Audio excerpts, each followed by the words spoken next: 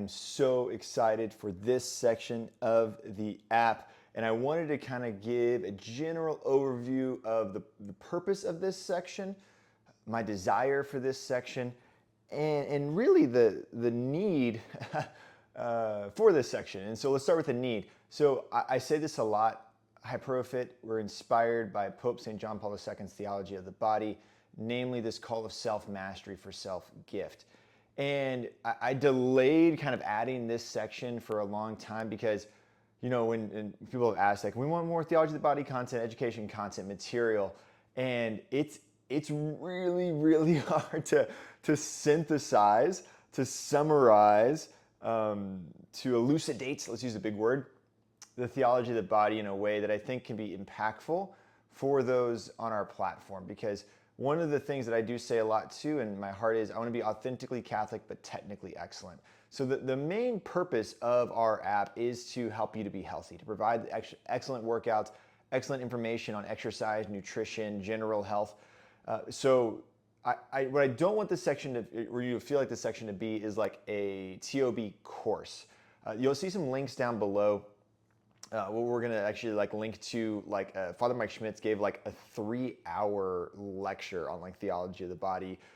Christopher West is the TOB Institute. So if you are looking to dive like really, really deep into TOB, I would point you in some of those directions, because while I love theology of the body, I have a master's in biblical theology, I've studied it formally, and hopefully you can gain a lot from what I will tell you in this section. I didn't want to put like 15 1-hour courses on the app. Maybe we will one day, that'd be kind of cool. But my goal here is to set you up for success. So hopefully, honestly, you can just read it. Right? That's a lot of things that people want to be kind of handed, just like tell me what it says, right? But the beauty of TOB is if you actually dive into it. Now that being said, Man and Woman He Created Them, A Theology of the Body, the actual book with the intro from Michael Volstein, that is not an entry-level theology book.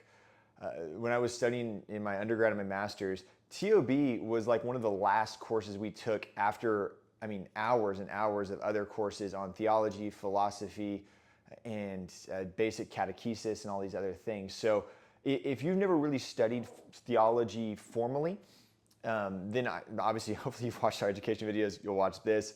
But I would invite you to really understand church teaching, just the foundation of it. If you haven't read the catechism, like read the catechism, right? Catechism is great. Read the catechism. Because without some kind of basic foundation, TOB, while it will still be beautiful and it'll make some sense, JP2, when he gave the audiences, he assumes a lot in his audience. He assumes there's already this understanding of basic teaching of an approach to Catholic morality, Catholic sexual ethic, the Bible, right? And so anyway, with all those caveats to be said, we're going to dive in. And so let's talk about just a little bit what TOB is. So first and foremost, the theology of the body, we have 135 Wednesday audiences given by Pope St. John Paul II. The Wednesday audience tradition was started in like the late 1800s, I think by Pope Leo. Ooh, I didn't write that in my notes. I think it's Pope Leo the 13th, not our current Pope. So basically it's a way for the Pope to be more in front of the congregation, his flock, the church, to teach, to catechize. And so JP2, when he was still Cardinal Karol Wojtyła, already had written arguably the entire theology of the body. He was planning on publishing it as a cardinal, but then, the Holy Spirit's like, whoop, you're the Pope now. And so instead of publishing it as a scholarly work, he reformatted it into 135 papal Wednesday audiences. He only delivered 129 of them, so when you read Man and Woman He Created Them, there'll be some that he actually never delivered, but he still wrote. And so these Wednesday audiences were given, just like the Wednesday audiences now, to the laity and clergy that were visiting him. And so some of these Wednesday audiences were picked up by the press, and there was like scandal and like, oh my gosh, the Pope's talking about sex and all these things. And so basically he saw a need to address this movement that's been happening in the West, from Kantianism to Descartes, to Manichaeism. We're going to talk about that in later videos as well. And he wanted to help people to come to light and to see truly the beauty and the dignity of the body in light of God, in light of what we can learn from God. And one of the resources I'm pulling a lot from these videos is actually Christopher West, Theology of the Body Explained. Fantastic book. Fantastic book. If you haven't read that one and you want to dive more into TOB, like buy the book, right? Buy Christopher West, Theology of the Body Explained. It's a great primer.